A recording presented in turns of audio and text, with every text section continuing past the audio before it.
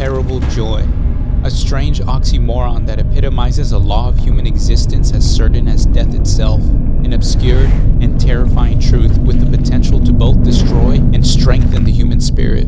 A truth revealed in Guillermo del Toro's Pinocchio. In the film, Pinocchio is an imperfect hero brought to earth with the sole objective to bring joy into a grieving father's life. The father, Geppetto, a humble wood craftsman to a small Catholic Italian town.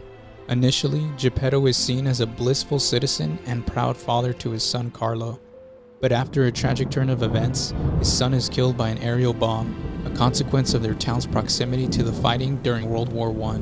The traumatic event sends Geppetto into a years-long depression filled with overwhelming grief. Then, one night, in a furious outburst fueled by his pain and resentment towards God, Geppetto crafts a wooden doll in his son's image in a strange delusional attempt to bring him back.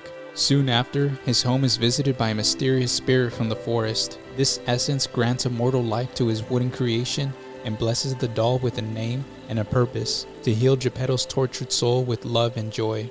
She then directs Sebastian J. Cricket, a small insect who nested inside the tree from which Pinocchio was carved, to follow Pinocchio on his journey and guide him towards right from wrong, symbolizing the human conscience or voice in a person's mind that urges them to do the right thing.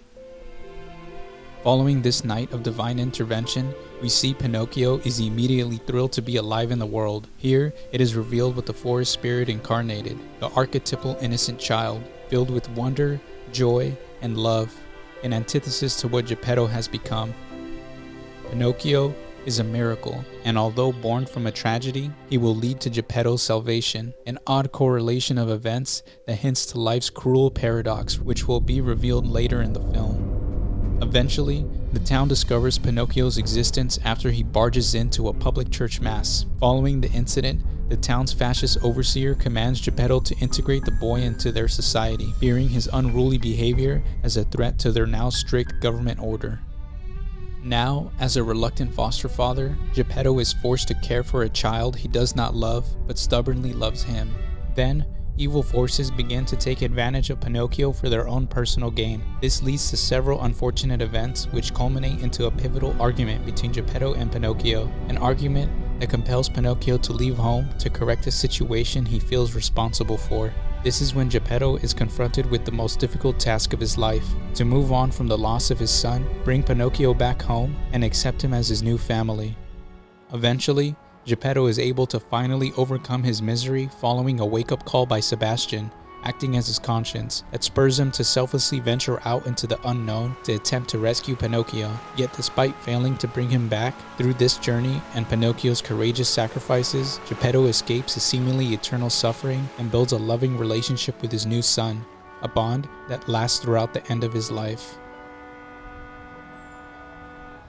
But perhaps it was divine destiny for Pinocchio to enter Geppetto's life. Perhaps his deep misery created the space for love to grow again.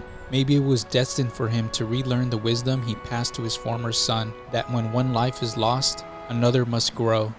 A destiny whose seed was planted at the very start of the film.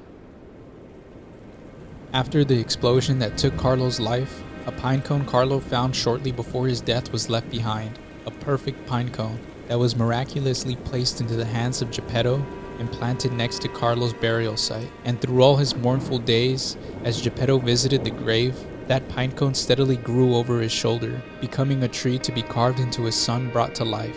An intrinsic and destined relationship between life and death, represented by the pinecone iconography heavily featured throughout the film. The pinecone grows to eventually die, falling off its life-giving branch to bring life upon the earth once again. Carlo's passing planted the seed for Pinocchio's existence and left a role for Pinocchio to fulfill. The immense love that perished in Geppetto's heart burned a space where a new love would emerge, a love that would again bring him such despair and delight, which leads us to the pivotal moment in the film that best summarizes life's hidden paradox. At the end of their journey, Pinocchio courageously sacrificed his immortality to save Geppetto, and while Geppetto mourned over his body before Pinocchio would be given a second chance to live, the spirit that granted the boy life visited him once more. She apologized for the pain that she had caused, pleading all she desired was to bring joy into his life, to which a grieving Geppetto poetically admits, "You did bring me joy. Such terrible, terrible joy. Terrible joy, an oxymoron that exemplifies the reciprocal dependence between suffering and bliss. As with life comes death, so too does with joy come misery.